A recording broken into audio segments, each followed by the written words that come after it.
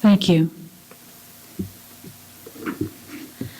I'm pleased to introduce Gracia Basham, who's speaking with us again. I think everyone here has been fortunate enough to hear Gracia speak in the past. She does a wonderful job. She's a woman who's found her voice, I think, and she has a very powerful voice. So thank you for sharing with us.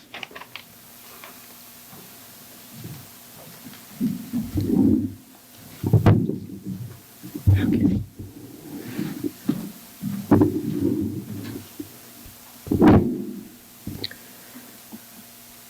Pete Seeger said, "I feel most spiritual when I'm out in the woods. I feel part of nature, or looking up at the stars.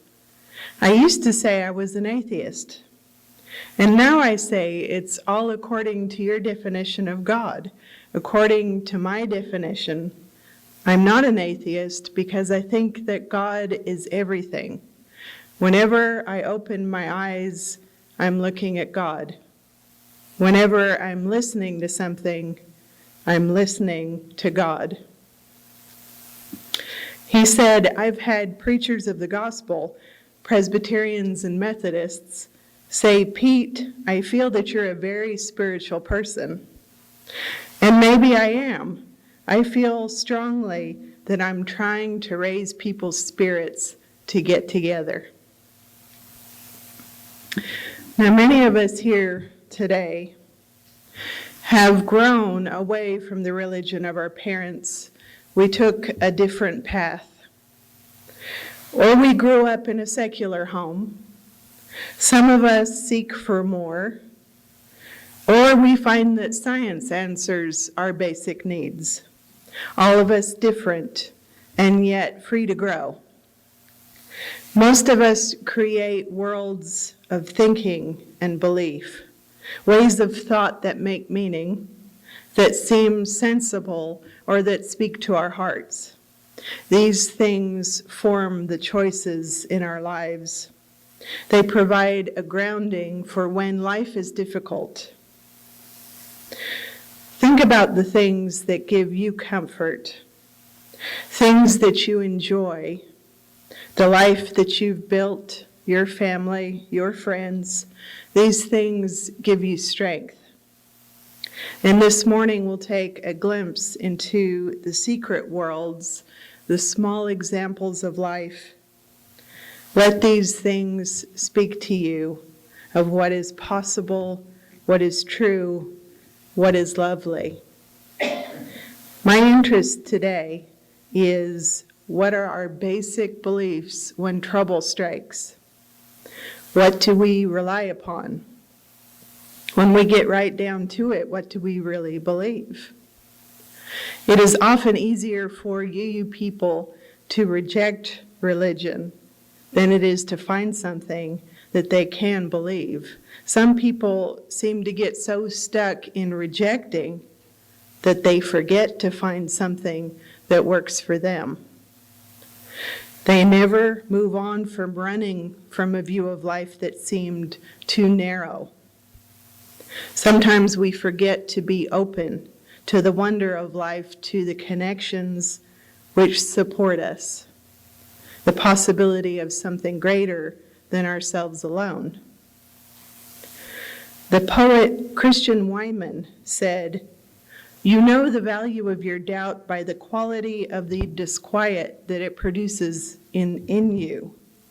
Is it a furious sort of anxiety that feeds on itself and never seems to move you in one direction? Is it an ironclad compulsion to refute, to find in even the most transfiguring experiences some psychological explanation? Is it an almost religious commitment to doubt itself? The assuredness that in modern times, absolute doubt is the highest form of faith. Honest doubt, what I would call devotional doubt, is marked by three qualities: humanity, which makes one's attitude impossible to celebrate; insufficiency, which makes it impossible to rest, and mystery, which continues to tug you upward.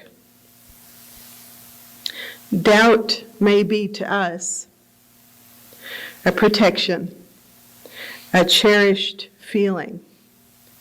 But when you face tragedy or depression or a job loss, a hard time, what is it that you rely on? What do you turn to? There are several things that I personally believe that I can rely on, and you don't need to agree with me, but you might find resonance in some of these things. And for each of these things, I have a little story.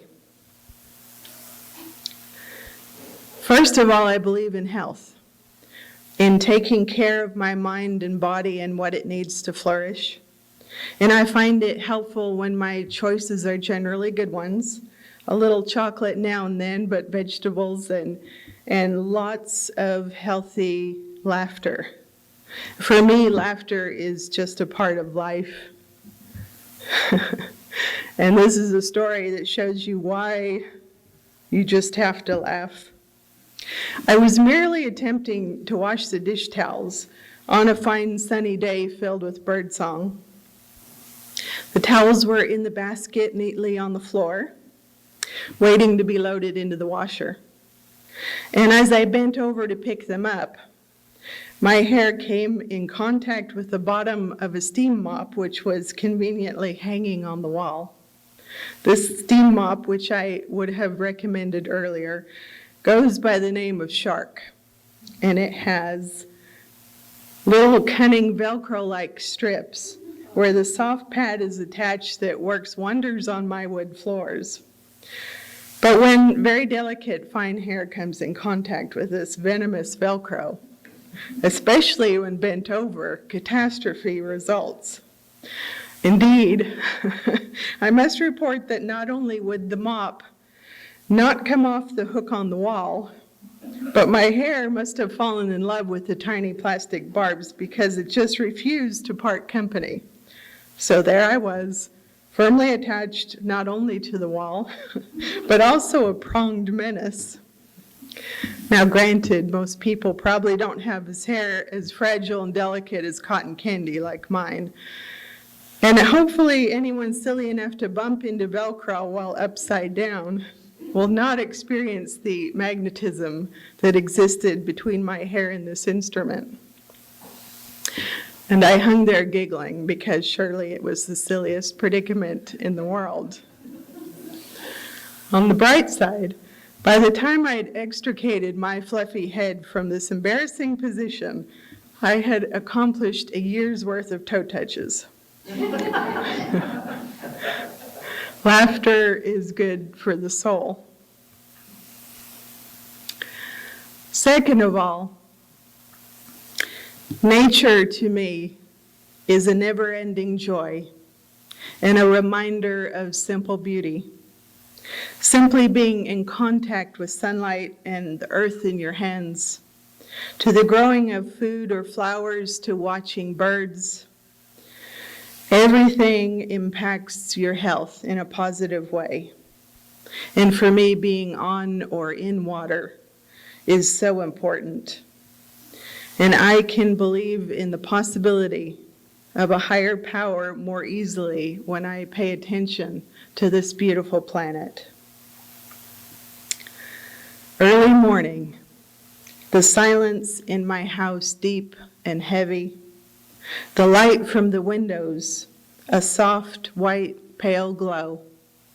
I sat in my chair by the fire, a book open on my lap, watching the delicate snowflakes fall in the woods beyond my window, coating the tree branches and the last few dried leaves from summer. In the peace of the moment, a sudden splattering of snow caught my attention. Up high in the tree closest to my window, a gray squirrel crawled carefully along one slim branch. Its cheeks were stuffed with brown and yellow leaves that jutted out in every direction. I watched with a smile as the squirrel would pull a leaf from the tree, shook off the snow, rolled it quickly up, and put it carefully into its bulging cheeks along with the others.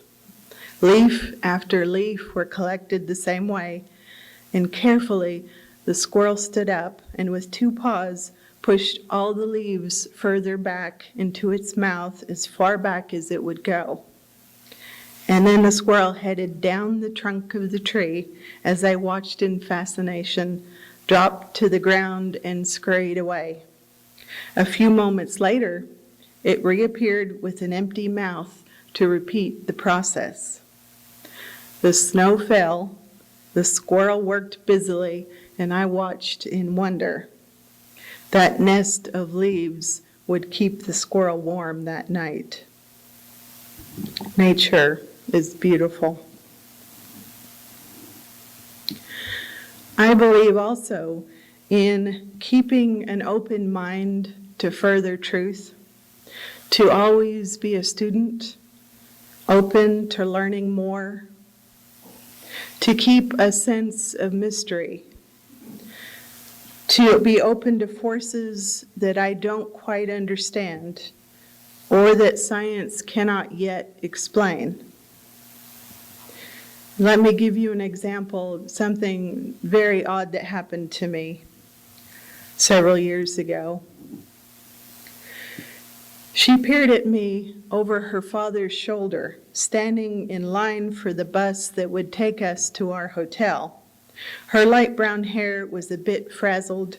She had a half-eaten sucker in one fist and a tired balloon tied to her wrist. She looked directly into my eyes, and I, tired from walking all over the Magic Kingdom, gazed back at her, smiling. And she started to grin at me, but then her little eyes turned serious.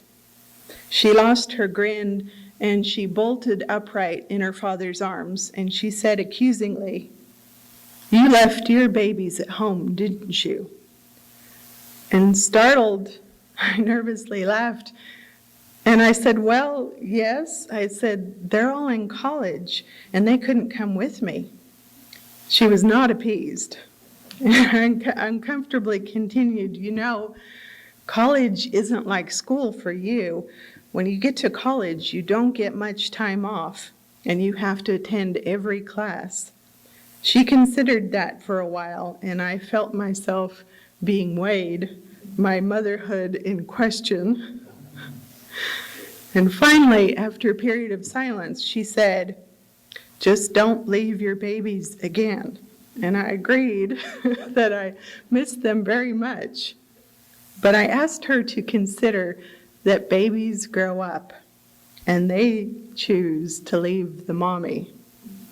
And she looked very doubtful about that. And then she said, "Well, how big are your babies?" And I told her, I said, "They're all taller than me now." And so she smiled and we were friends again. At this point, her father looked at me really bashfully, and he said, "I am so sorry. She does this all the time." He said, "You have no idea." And I said, "Well," I said, "she was completely right." And he said, "She usually is." And I smiled at him, and I told him that he has a treasure. And I told him to try to protect her, not to let people discourage her. She might have a gift, I told him. And he blushed a little uncomfortable. He said, "I believe that she does." Now, I don't know if science can explain things like this, but that little girl could read my heart. She knew right away what the most important thing is to me. And how did she know? I felt like she knew things about me that there was no way of knowing, to look at a stranger and to even know. So keeping open to the ways that Science may explain these things in the future, but knowing that they're there, not knowing how to explain them, but being open when you meet a child like that. And as I get older, I believe in the power of memory, to remember times gone by, to remember those that we have lost, to remember friends far away, events that are long gone. Mom, she said, "Do you remember that little carved box you used to have on your dresser when I was little?" And I smiled. I said, "Yes, I still have it somewhere." When I got home, I opened the box. An antique that has moved with my travels from house to house, unopened for many a long year. And there, inside the velvet-lined box, lay an assortment of treasures, a little capsule of time I didn't even realize that I had. I picked up a tiny golden mirror that went with Belle from Beauty and the Beast, a plastic monkey with arms in loops that made long chains of monkeys to hang from chairs and tables and doorknobs. One silver jack, the kind I used to find with my bare feet. A bright green comb that kept the little pony's mane smooth. A marble with bubbles in the clear glass. A tiny pink shell, the remnant of a summer visit to the beach. A metal ring with a huge red stone that could bend to fit any chubby finger and magically change a little girl into royalty. I looked at these treasures while the memories came back in a rush. Days long ago, birthdays and happy times and long snuggles and naps and tents made under the dining room table. Little girls grown so quickly. I put the treasures back and I shut the lid. The box will be there whenever I want to travel back in time again. This is a poem called The Hidden Singer by Wendell Berry. The gods are less for their love of praise. Above and below them all is a spirit that needs nothing but its own wholeness, its health, and ours. It has made all things by dividing itself. It will be whole again. To its joy we come together, the seer and the seen, the eater and the eaten, the lover and the loved. In our joining, it knows itself. It is with us then, not as the gods whose names crest in unearthly fire, but as a little bird hidden in the leaves, who sings quietly and waits and sings. May it be so.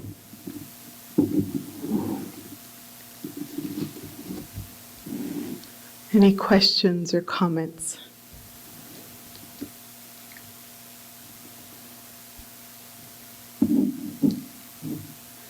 Hope I don't just leave you all speechless. Thank you.